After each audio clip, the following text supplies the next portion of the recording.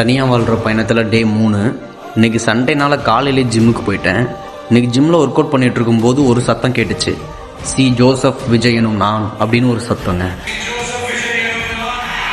Time கரெக்டாக 10:20. இந்த டைமில் இருந்து ஸ்டாலின் சார் முதலமைச்சர் கிடையாது, விஜய் சார் தான் முதலமைச்சர் தமிழ்நாட்டுக்கு.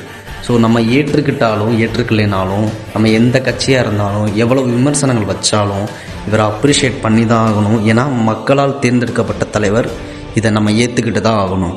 இனி இவரோட ஆட்சியில் ஏழை எளிய மக்களுக்கு என்ன நல்லது செய்ய போகிறாரு?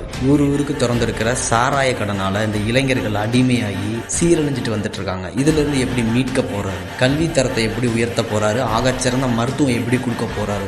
இது எல்லாத்தையும் பொறுத்திருந்து தான் பண்ணுவாரா பண்ண மாட்டாருன்றதை நம்ம பார்க்கணும். ஸோ எல்லாரும் வெயிட் பண்ணி தான் பார்க்கணும். இது எல்லாம் விடுங்க, ஃபஸ்ட்டு நம்ம லைஃப்பில் நம்ம என்ன பண்ணிகிட்டு இருக்கோம், நம்மளை எப்படி கேர் பண்ணிக்க போகிறோம் அப்படின்றத வச்சு தான் நம்ம லைஃப் இருக்குது. இந்த கட்சி பின்னாடி போகிறதுனாலையோ, கட்சி கொடி தூக்கிட்டு போகிறனாலையோ, ஸ்டேட்டஸ் வைக்கிறனாலையோ நம்மளுக்கு ஒன்றும் ஆக போகிறதில்ல. நம்ம லைஃப் சுத்தமாக மாற போகிறதில்ல. ஸோ முடிஞ்சளவு உங்கள் உடம்பை நல்லா பார்த்துக்கோங்க, எக்ஸசைஸ் பண்ணுங்கள், நல்லா ஹெல்த்தியாக சாப்பிடுங்க. அவ்வளோதான். நாளைக்கு வீடியோவில் பார்க்கலாம்.